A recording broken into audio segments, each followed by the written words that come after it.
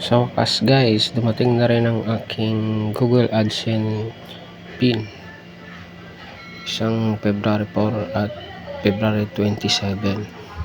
Pero guys, nalimonetize na ako ng 3 buwan. Dapat December pa. Dapat dumating ang mga PIN ko.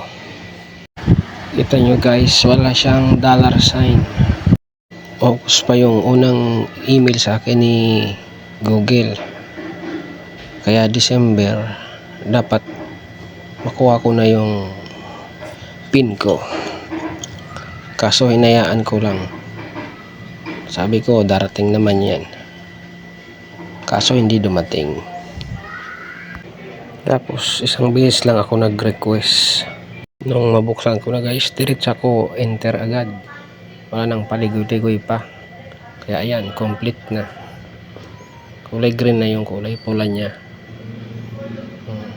Wala na rin yung kulay pula doon sa taas na need action.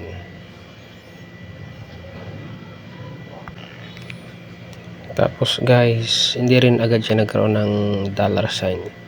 Hintay pa ako ng konting oras bago siya nagkaroon ng $sign.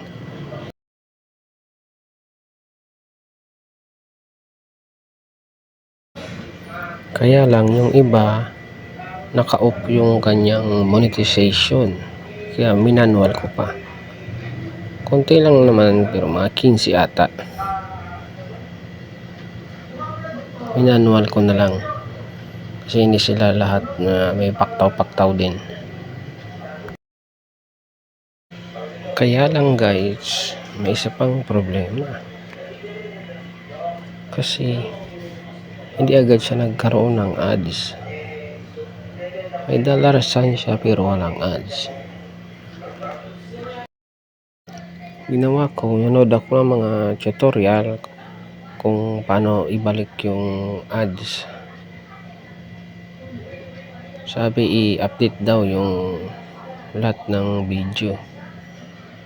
In-update ko naman pero hindi ko sigurado kung dahil sa update kasi bumalik yung ads pagkatapos ng 3 araw.